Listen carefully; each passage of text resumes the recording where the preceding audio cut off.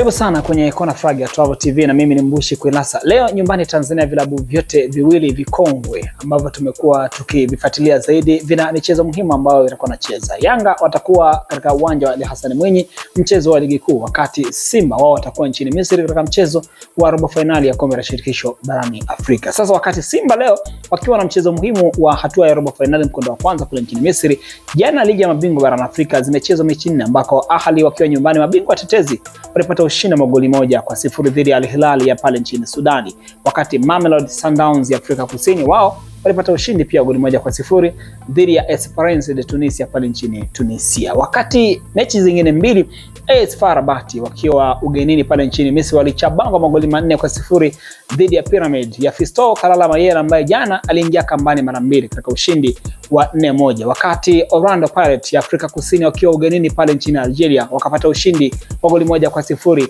dhidi ya timu ya MC Alger.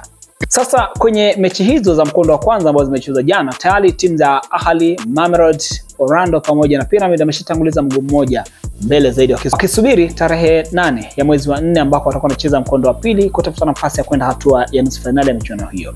Simba watakuwa ugenini leo kwa kabili Al Masry katika mchezo wa mkondo wa kwanza wa robo finali kabla ya mchezo wa mkondo wa pili ambao utapigwa Benjamin Mkapa tarehe 9 mwezi Aprili 2025.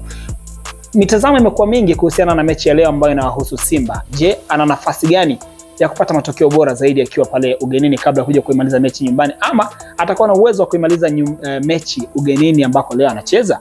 Simba kihistoria hawajawahi kuwa na matokeo mabaya sana katika hatua za mtoano pale nchini Misri, lakini pia umeshawahi kupata matokeo bora wakiwaondoa mabingwa watetezi wa michuano ya ligi ya mabingwa barani Afrika mwaka 2003 timu ya Zamalek. Je, leo watakuwa na nafasi ya kupata matokeo mazuri dhidi ya Al Masry? Simba hawajawahi kupata matokeo mazuri dhidi ya Al Masry katika mechi zao zote ambazo walishawahi kukutana wakicheza pale nchini Misri. Tunasubiri kuona kipi ambacho leo kinaweza kujiri, na je, yapi matazamio yako kuelekea mechi ya leo ya Simba, na unaionaje nafasi ya Simba kwenda hatua ya nusu finali? Tuandikie maoni yako na sisi tutayazingatia. Hii ni Kona Flag ya Travel TV na mimi ni Mbushi Kwilasa.